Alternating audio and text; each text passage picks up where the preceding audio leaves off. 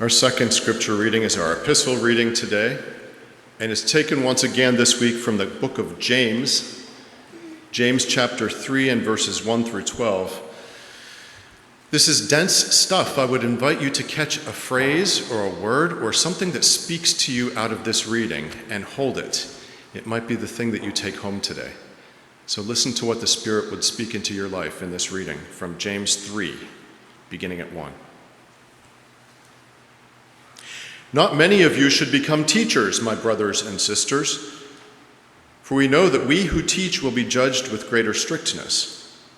For all of us make many mistakes. Anyone who makes no mistakes in speaking is perfect, able to keep the whole body in check with a bridle.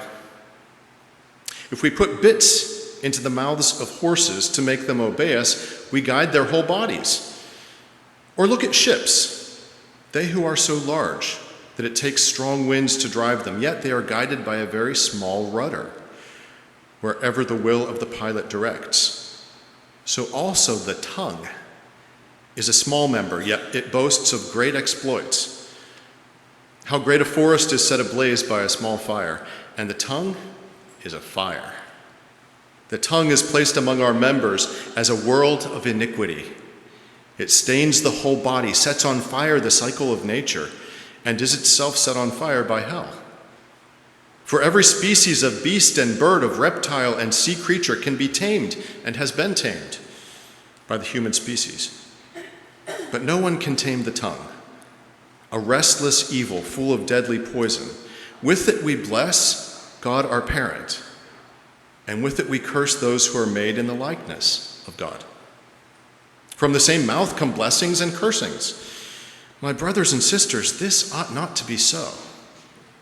Does a spring pour forth from the same opening both fresh and brackish water? Can a fig tree, my brothers and sisters, yield olives, or a grapevine yield figs? No more can salt water yield fresh. May God bless to our understanding this reading from God's holy word, and to God's name be glory and praise.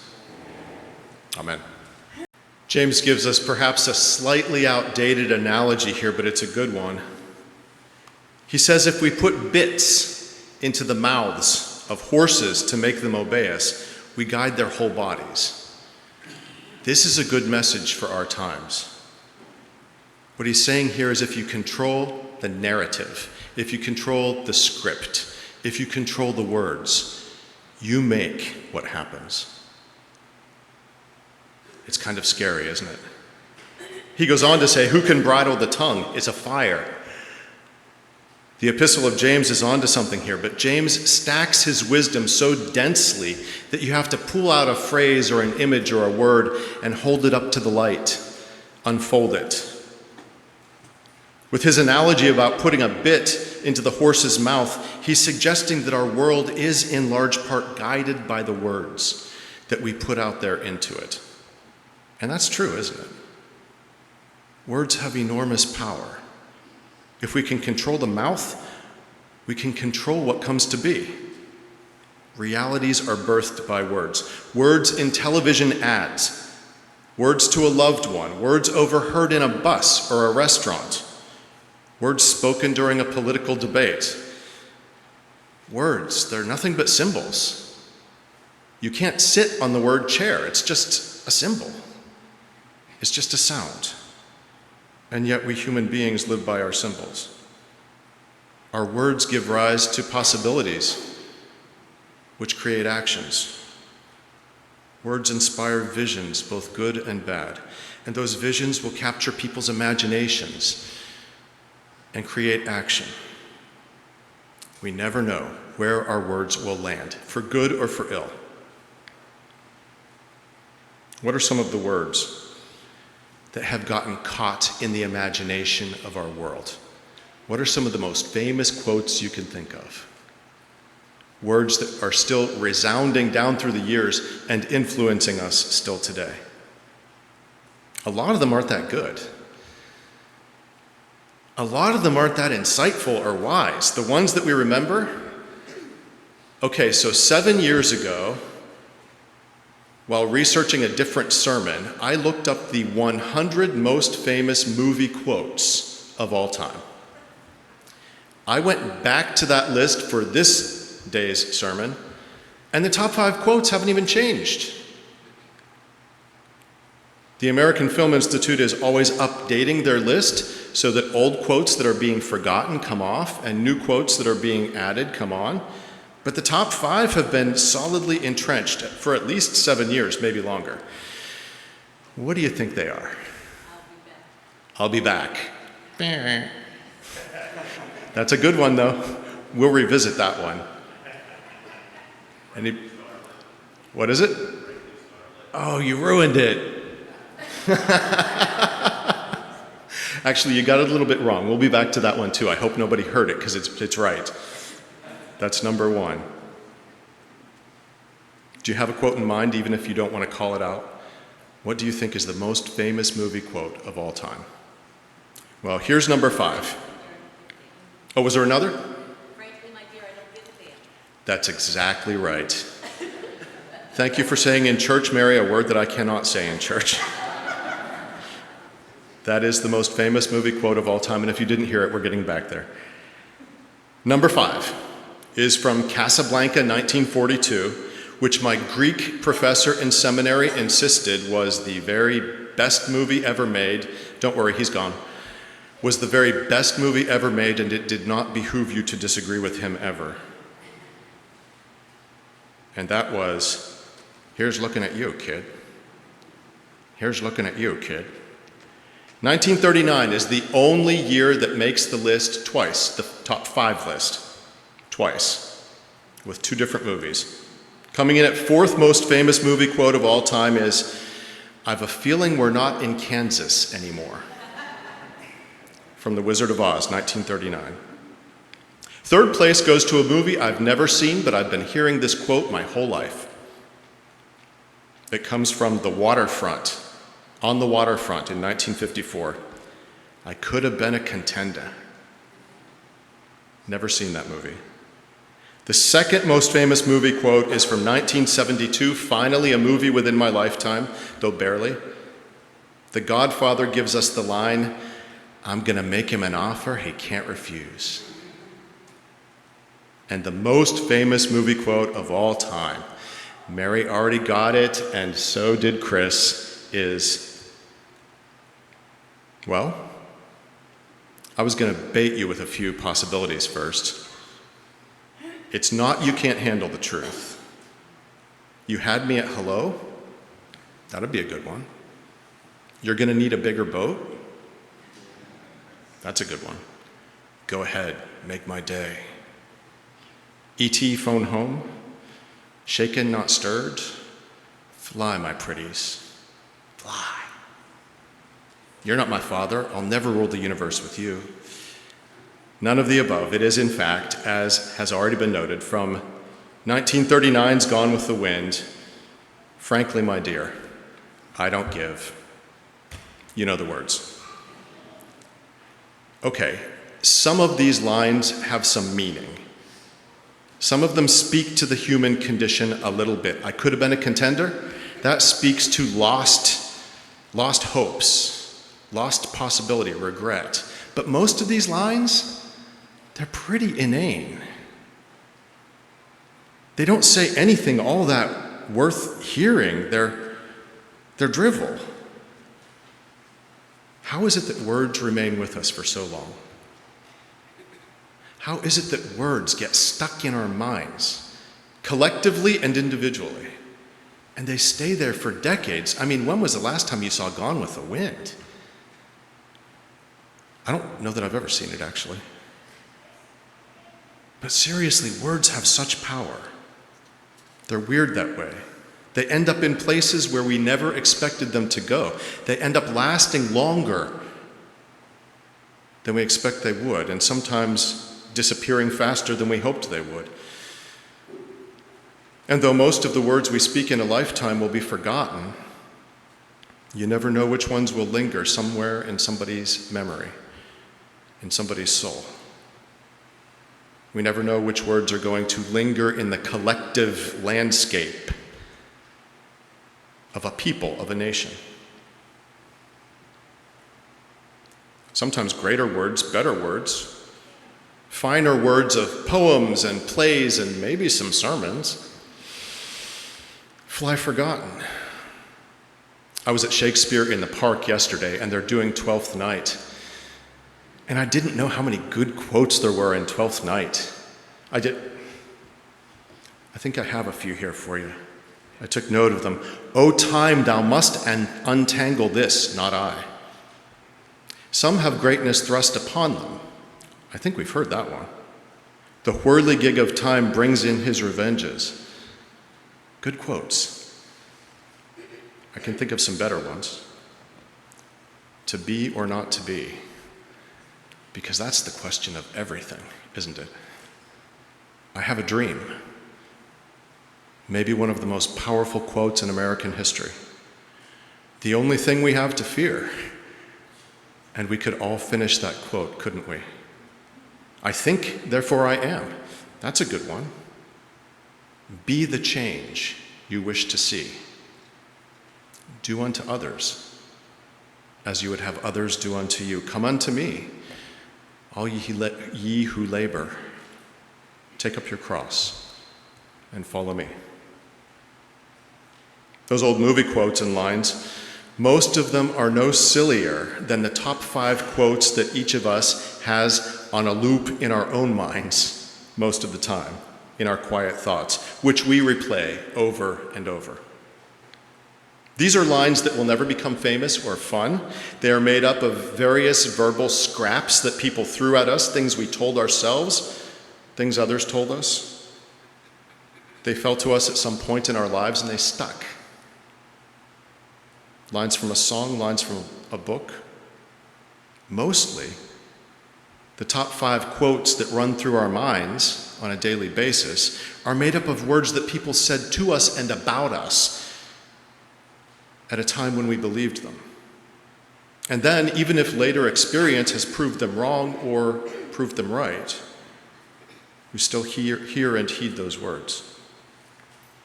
Words have such power to build us up and to destroy us, not just as individuals, but as a people, as a nation, as a world. The words we make matter. Oh, the places where people get themselves stuck. The moments in time that stretch on forever because we cannot let them go. The old fears that should have dissipated long ago. The old wounds that loved ones dealt us that we have forgiven but not forgotten. The disappointments we entertain into bitterness. The words that got lodged in our ears and they've been there doing their work for decades. We can't unsee or unhear or unlive the things that we have known in life, but much of their power is in the words that we give them. Much of their power is in the words that we wrap them up in and send them out into the world in. And if we wrap them in words that keep us stuck and broken and sad, we will be stuck and broken and sad. But if we clothe our life's experiences and beliefs in positive, life-affirming words, the effect is so healing. Words create realities. They shape our actions. They're symbolic, but they make us who we are. So here we are continuing our 4-week dive into the Epistle of James. James is not one of the more popular books in the New Testament because it contradicts all the other books in the New Testament. It's clear that the author of James was a simple person who preferred a direct approach to the life of faith. Not a big philosopher, more a person of action. James says things like, take care of marginalized people. Just do it. Don't be too proud. Remember to pray. Don't make the life of faith too hard or philosophical. Just do the right thing. You might not always know what to believe, and you might not always believe the right thing. Just do the right thing. Do the right thing. Oh, and he says, or she, we don't know who wrote James really.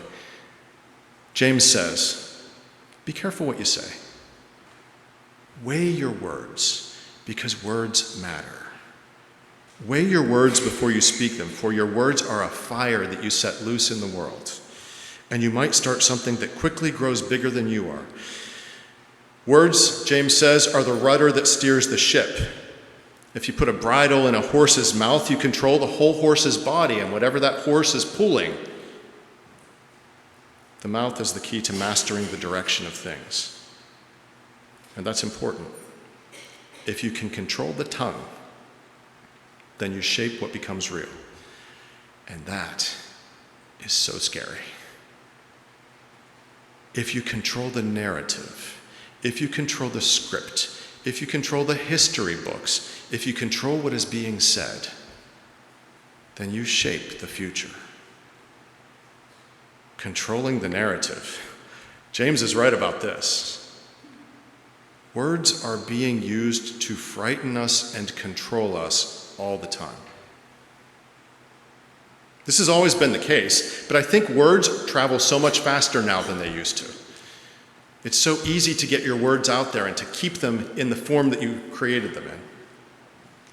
What I mean by that is, in times of old, a king might stand on the balcony and deliver a speech to a few hundred people, but by the time the words of that speech reached the furthest outposts of the kingdom, they would have changed. It would have been like the telephone game. But nowadays, you can craft your words, and they will get out there by so many media. If someone wants to make claims about a certain person, usually a political opponent, or some group of people, usually some people who are already suffering and downtrodden, like the Haitians most recently.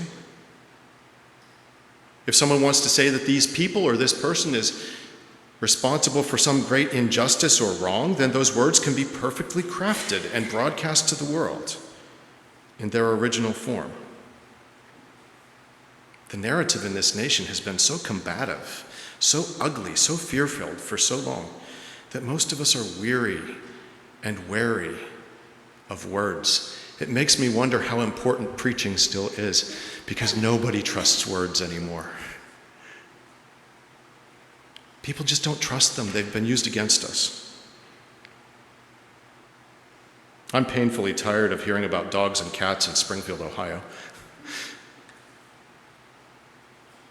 We get so tired. I get stressed out so badly in seasons leading up to a big vote that I don't watch anything. And it's not the political realities, it's the mood that stresses me out. I will take whatever comes my way in terms of the world. I will accept good days and bad. But I'm a middle child. I don't like the tension. I don't like the stress. I don't watch network TV in this season because the ads are so poisonous and so exaggerated. I don't watch political speeches or debates. I'll go in the next day and listen to what happened, but I can't do it in real time. Fear and distrust are being used to control the narrative, and that is not good for our souls. No matter who we are, it is not good for us. To be manipulated, to be gaslighted, it's not good for us. Imagine, if you would, that the current political climate in America were a person in your life, a significant other, a parent, a spouse, a person with whom you are in a relationship. If the political climate of today were a person, we would all be in an abusive relationship. And nobody would blame us for leaving it. We would not let anybody speak to us the way this relationship, this climate speaks to us. Those who control the words, the tongue of the nation, the national narrative, it is they who shape the future. Actions follow words. Realities are created by them. A thought unexpressed that I keep to myself, it might flicker and fade, but once I put it out there, it's out there. Words are powerful. This is true of bad words and bad thoughts, but also true of good words and good thoughts. And that is the gospel for us today. In our divided 21st century America, where we are all so tired of being manipulated by words, we too can influence the narrative, which creates realities, private and public. Let's use words that create good and blessed potential. It's all too easy for us to get caught up in the whirlwind of negativity and fear in these times. But every human being belongs also to something other than these times. Yes, we belong to the times in which we live, but we also belong to a calm eternity, which contains and transcends all time. These negative realities created by their negative words are not the only reality. There are better things. There is the sacred, there is the holy, there is the other. There's grace. There's well-being. There's mutual love. There's peace.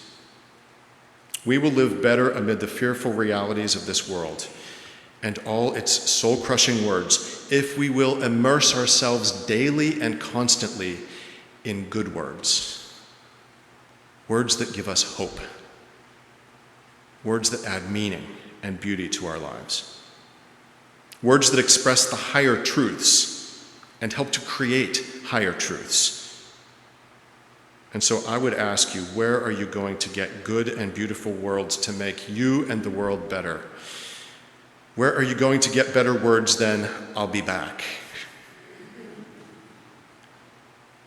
Words that can inspire you and give you strength for living in these times. Well, I will suggest the Gospel of John, and I will suggest the book of Psalms, and there is no better book for hope than the book of Philippians. It's short and could be read in one sitting very easily. Let me suggest also Mary Oliver and Wendell Berry, or any singer, songwriter, or poet, or novelist who speaks the truth in love. You couldn't do much better than Shakespeare, but it's kind of a slog. Carrie Newcomer. We need to flood ourselves with good words to reinforce the good realities that are in us, but which sometimes get eclipsed by all the negativity, by all the bad words that regale us day after day. We need to reinforce ourselves with good words to awaken that good reality that lingers sometimes at the margins of the ugliness. And so this is our task for this season. Find good words to foster good potential inside of us. And I would say speak those words to yourself. If they're words in a song, sing it to yourself. Repeat these words over to yourself. Recite them. Maybe pray them. Speak kindly and positively to you and about you. And then do the same for the world. People need this. We are feeling beaten down by the ugliness of the narrative. People want to hear hope and joy and meaning. And as today's psalm puts it, let the words of our mouth and the meditations of our hearts be acceptable in your sight, O God, our rock and our Redeemer. Amen.